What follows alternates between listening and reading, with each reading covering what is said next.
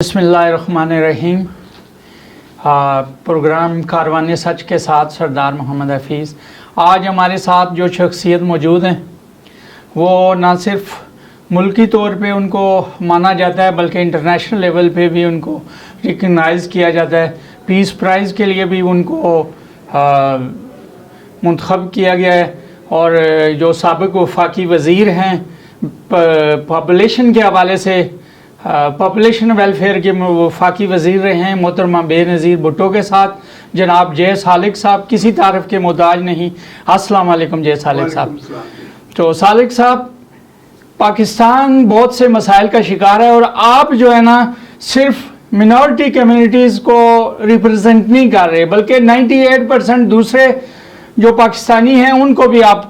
Represent कर रहे हैं हर जगह पे, और आवाम के लिए हमेशा आप जो है ना वो खड़े हो जाते हैं। वो हर तरह का जो महज़ब एहतजाज है वो आप करते हैं। तो देखें बहुत से वाक़यात रोनुमा हुए, जैसे शांति नगर का वाक़या, अभी पिछले दिनों ये फैसलाबाद में जो जड़ांवाला में वाक़या हुआ, इस पे भी आपने बड़ा पॉजिटिव पैगाम दिया। इन सारे मसाइल का हल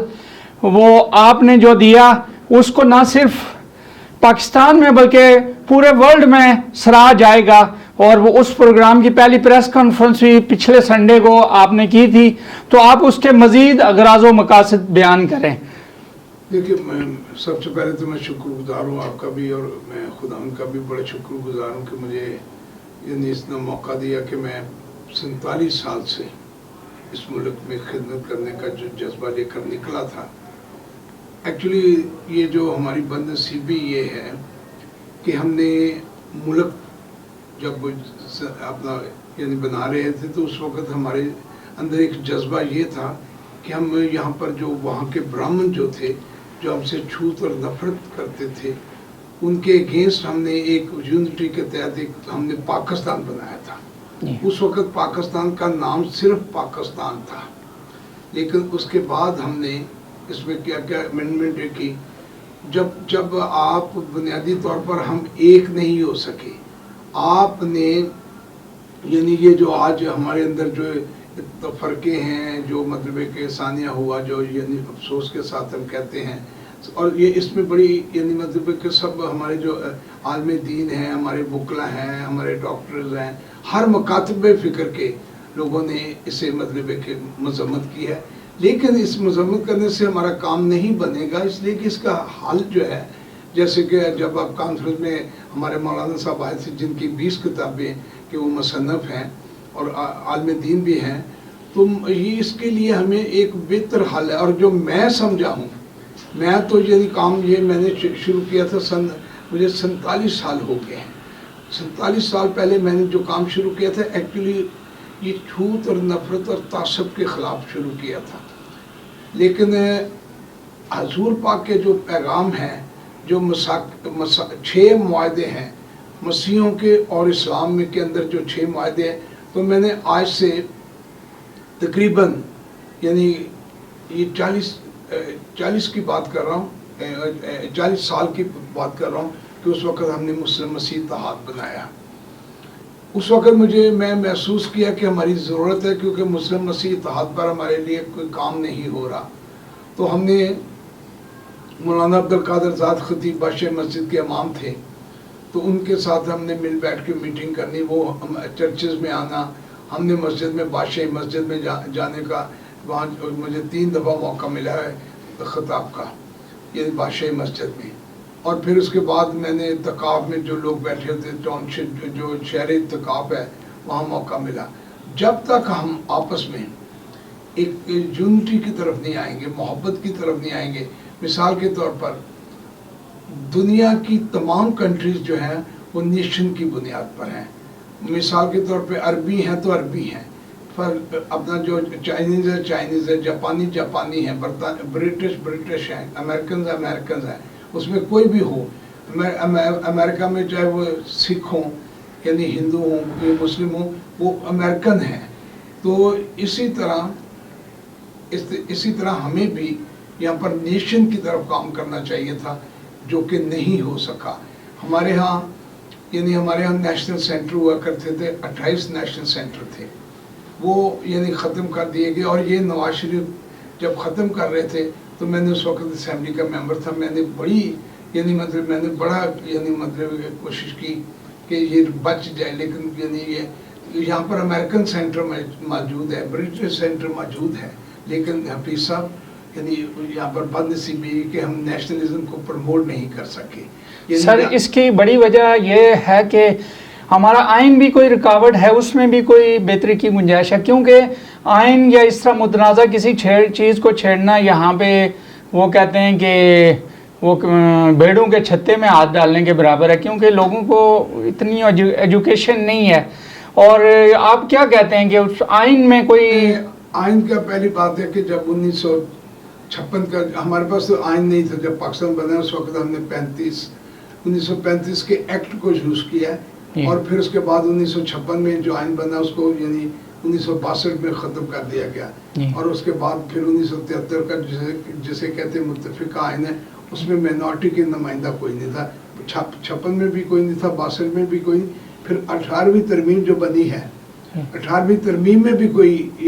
مائنورٹی کا نمائندہ کوئی نہیں. اب یہ کہ یہ 30 سال ہو گیا, تقریباً 30 سال کہ مائنورٹی کی جو اسمبلیوں میں نمائندگی ہے وہ نہیں ہے, جس کی وجہ سے جو لوگوں کے اندر وہ جو ہے احساس محرومیت تو ویسے ہی ہے ہی, مائنورٹی کی ہمیشہ ہوتی ہے, کیونکہ یہ ایکول رائٹ کا نعرہ لگاتے ہیں. کیا مطلب اس ملک میں کوئی مائنورٹی کا آدمی کوئی پرائم منسٹر یا پریزیڈنٹ کا الیکشن لڑ سکتا ہے؟ لڑ سکتا ہے؟ نہیں لڑ سکتا. تو پھر ایکول رائٹ کا نعرہ کیوں لگاتے ہیں؟ اور پیپلز پارٹی میں جو لوگ ہیں پھر 5% کوٹے کی بات کرتے ہیں. دیکھیں نا سر, پیپلز پارٹی میں تو آپ بھی وزیر رہے ہیں, وہاں پہ آپ نے لیکن میں انڈیپینڈنٹ رہا, میں کولیشن میں گیا تھا. میں نے اس وقت پارٹیوں کو, سب پارٹیوں کو ہرایا. میرا جو نشان تھا وہ نلکا تھا, اور باقی نشان جو IGI والے تھے وہ سائیکل نشان تھا. جو پیپلز پارٹی ان کا تیر کا مقصد یہ ہے کہ میں اپنی قوم کے سر پر, میں پہلا ایسا پاکستان کا کرسچنوں کی طرف سے ہوں کہ جو مطلب ہے کہ انڈیپینڈنٹ مسیحوں کی طرف سے ریزرو سیٹ پر الیکشن لڑا ہے. اور خدا کا شکر یہ ہے کہ پورے پاکستان سے میں سندھ سے ٹاپ کیا, پنجاب سے ٹاپ کیا, بلوچستان سے ٹاپ کیا, سرحد سے ٹاپ کیا, وفاق سے ٹاپ کیا. ایک بات یہ ہے کہ جو میثاق کے حوالے سے ہے یہ بہت ہی بڑی بات ہے, اور قائد اعظم محمد علی جناح کی جو 11 اگست 1947 کی تقریر ہے اس پہ بھی عمل نہیں ہوا ہے, اور اس پہ زیادہ تر ڈکٹیٹروں کے دور میں زیادہ تر وہ بین ہی رہی ہے وہ تقریر, ابھی تک وہ اس کا صحیح اسپرٹ ہم تک نہیں پہنچا ہے. تو اس کے بارے میں آپ کیا کہیں گے کہ 11 اگست 1947 جو قائد اعظم کی یہ ٹھیک ہے, قائد اعظم کی افکاروں کا ڈے منانے کی بجائے اس پر عمل درآمد کیا جائے. ڈے دیکھیں, اگر افکار انہوں نے کہے تو یہ کہا جائے کہ ڈے منایا جائے, لیکن پریکٹیکل آپ کچھ بھی نہ کریں. تو اور اس میں تھوڑی سی پرابلم یہ ہے کہ 11 اگست کو ایک ہم منائیں گے تو 14 اگست جو ہمارا نیشنل ڈے ہے اس میں ہماری وہ جو جذبہ ہوتا ہے وہ ٹوٹ جاتا ہے. اب کوئی مطلب ہے کہ مائنورٹی اور میجورٹی میں ایک نیشنل ایک ڈے تھا, اب مارٹن لوتھر کا جو ڈے ہے وہ الگ ہے, اور جو امریکہ کا جو 4 جولائی ہے وہ الگ ہے. لیکن یہ کہ اس کے نزدیک بالکل 2-4 دن کے فرق میں کرنا, تو میں سمجھتا ہوں کہ ہمیں جو میں نے جو تجزیہ کیا ہے, یہ میرے پاس 3 کتابیں ہیں, تو میں نے اس پر مساق جو ہے یہ مساق مدینہ پر میں یہ سمجھتا ہوں کہ ہمیں اس وقت یہ کتاب جو ہے, یہ کتاب میری پاکستان میں چھپی ہے, انگلش کی ہے, تو لیکن یہ میری کالموں کی یہ اپنا وہاں پر امریکہ میں چھپی ہے کتاب. تو یہ امیزون پر بھی ہے, جولیس سالک پیس جرنی, یہ امریکہ میں کتاب چھپی ہے. اور یہ میری کالموں کی کتاب جو ہے یہ میں یہاں پر چھپی ہے. تو میں اس نتیجے پر پہنچا ہوں, اس میں 172 کالمسٹوں کے کالم ہیں. جی ان کی رائے بھی ہے, یہ میں نے دیکھی ہے پوری پڑھی, جس میں ارشاد اکانی صاحب پرانے مجیب الرحمان منو بھائی صاحب ہیں. تو میں یہ سمجھتا ہوں کہ جو مساق ہے اس کے علاوہ کوئی حل نہیں ہے کہ آپ پاک کے جو پیغام جو عہد ہیں اس کو گھر گھر اسٹیبلش کیا جائے میرے نظر میں. اور میں سمجھتا ہوں کہ اس سے محبت بڑھے گی. کرسچن مسلم جو اس وقت جو حادثہ ہوا ہے یہ جو بڑا دکھ کا یعنی مطلب پوری دنیا میں یہ پیغام ہمارے دکھ کے ساتھ کہنا پڑتا ہے کہ پاکستان بڑا ڈیمیج ہوا ہے, امیج خراب ہوا ہے. یعنی جوزف کالونی کا واقعہ ہے, یعنی اپنا گوجرے کا واقعہ ہے, وہ اپنا اس کے علاوہ وہ اپنا شانتی نگر کا واقعہ. شانتی نگر کے واقعے میں اس سے پہلے تو مجھے ریسٹ کر لیا گیا تھا, جب ہوا میں جانا چاہتا تھا وہاں پر میں ریسٹ ہو گیا تھا. پھر یہ اپنا جوزف بشپ صاحب تھے, ان کے جنازے سے پہلے مجھے وہیں سے ایئرپورٹ سے ریسٹ کر لیا گیا. تو یہ پشاور کا واقعہ ہے. تو یہ سارے واقعات جو ہیں اس کے لیے میں سمجھتا ہوں کہ یعنی مذمت تو ٹھیک ہے ہونی چاہیے, دکھ تو ہوتا ہے, لیکن اس کے حل کے لیے میں یہ سمجھتا ہوں کہ یہ مساک مدینہ کا بھی یعنی جس میں یعنی بڑا اچھا پیغام ہے. بلکہ 6 جتنے معاہدے یعنی یہاں تک کہ حضور پاک نے مسیحوں کو مسجد میں ٹھہرایا, مسجد میں نماز پڑھنے کی اجازت دی, نجران کے بلکہ نجران میں. تو یعنی یہ جو ہوا ہے, یہ جو جلائے گئے ہیں, اگر حضور پاک نے کہا کہ میں قیامت تک,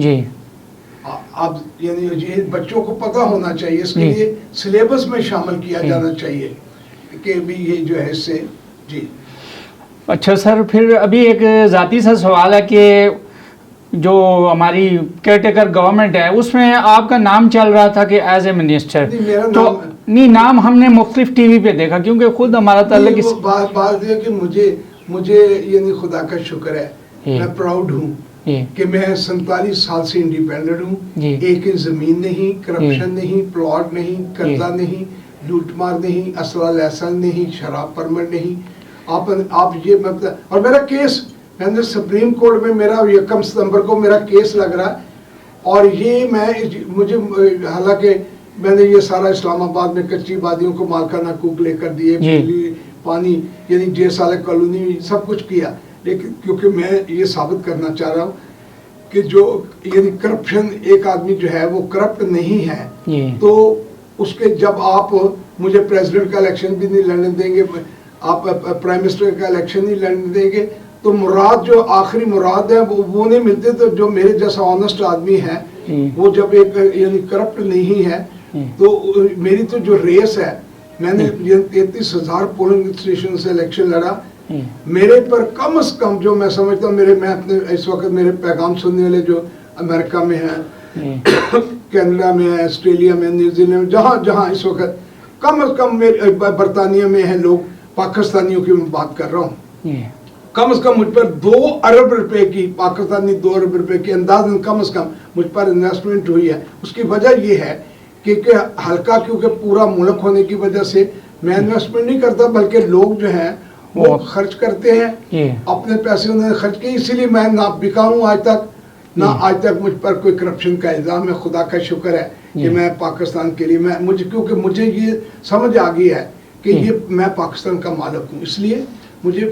یعنی اسی لیے میں لوگوں کو بتاتا ہوں کہ افراد کے ہاتھوں میں اقوام کی تقدیر, ہر فرد ہے ملت کے مقدر کا ستارہ. تو میں باہر کے جو لوگ ہیں انہیں کہنا چاہتا ہوں کہ میں نے جو ورلڈ مائنورٹی الائنس بنائی تھی وہ اس لیے تھی کہ آپ امریکہ میں آئے, مسلمان 20 لاکھ کے قریب مسلمان مائنورٹی میں ہیں, برطانیہ میں مسلمان مائنورٹی میں ہے, کینیڈا میں ہے, نیوزی لینڈ. آپ وہاں پر جب میں نے ساری زندگی حجاب کے لیے, خاکوں کے لیے, میناروں کے لیے, قرآن پاک کی بے حرمتی کے لیے, حضور پاک کے خلاف جو فلم بنی, دنیا میں فلسطین ہو, کشمیر ہو, یگنڈا, فلپائن, بلکہ آپ کو شاید یاد ہوگا کہ جب میں منسٹر تھا تو میں نے کہا تھا کہ پہلا میرا جو آیا تھا اپنا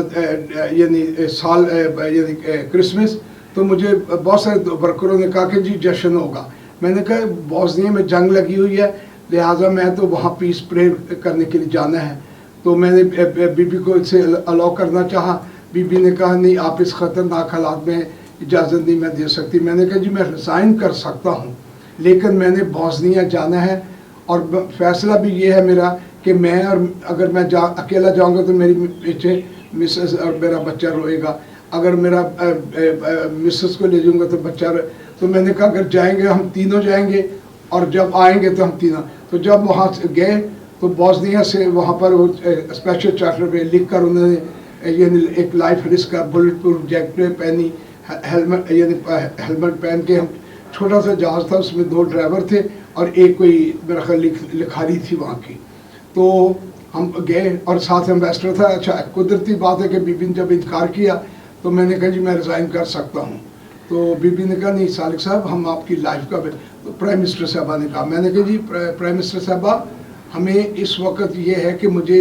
अगर खुदा न खास्ता क्रिश्चियन मुस्लिम फसाद हो गया तो मेरे दौर में ये फसाद हो गया तो मैं तो सारी ज़िंदगी ये दाग नहीं ख़त्म कर सकता। बहुत शुक्रिया जी जय सालिक साहब, बहुत लंबी हिस्ट्री है और ये चंद लम्हों में इसको समाप्त तो नहीं किया जा सकता, लेकिन आपका बहुत शुक्रिया कि आप एक मेरा अगर अब जी मैं तमाम अपने मुसलमान भाई जो बाहर हैं जो जिनको मैं वर्ल्ड माइनॉरिटी अलायंस का मेंबर समझता हूँ अपने आप, उनकी तरफ से प्रोटेस्ट एक मुझे अपना जो वहाँ पर मैंने अपना चाहता हूँ कि आप हमारे इस कॉज के लिए, जड़ा वाले के कॉज के लिए और मसाके जो ये अपना हजूर पाक का जो माहौल हैं उसमें हमारे ताउन करें, आप हमारे लिए आवाज़ बुलंद करें। पाकिस्तान मेरी तरफ से मैं समझता हूँ कि इससे पाकिस्तान की जो हकीकी रूह है वो जिंदा हो। बहुत शुक्रिया जी जय सालिक साहब, आपने टाइम निकाला और आप सिर्फ